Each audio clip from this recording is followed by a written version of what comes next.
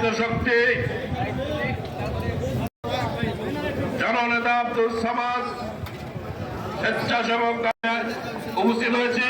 আপনারা যারা দূর দূরান্ত থেকে কষ্ট করে এসেছেন, এই 17 বছর শেখ হাসিনাকে হঠাৎ গিয়ে আপনারা জানেন দীর্ঘ 17 বছর আন্দোলন সংগ্রামে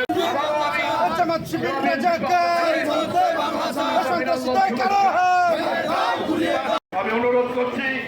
এবং এই সমগ্র অনুষ্ঠানটি পরিচালনা করার জন্য সদর থানা নেতা জনাব মোশাররফ হোসেন বাবুকে অনুরোধ করছি এই অনুষ্ঠান পরিচালনা করার জন্য। মামলা হামলা নির্যাতনের শিকার বহুবার ফিরে করার প্রতিবাদে আজকের এই সমাবেশে আজকে বক্তব্য রাখবেন ততদিন জবাব কেন কারো নৈরাজ্য বাংলাদেশ জাতীয়তাবাদী দল বরদাস্ত করবে না। আমরা বলারবাড়ির ঘটনায় তীব্র নিন্দা এবং প্রতিবাদ জানাচ্ছি এবং অবিলম্বে প্রশাসন পুলিশ প্রশাসন এই ন্যাক্কারজনক হত্যাকাণ্ডের সহযোগী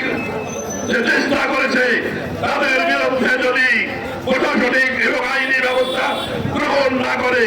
তাহলে আমরা দুর্বল আন্দোলন করে তুলি সহ আতঙ্কিত জামাত শিবির চত্বরে রসায়ন করে আহত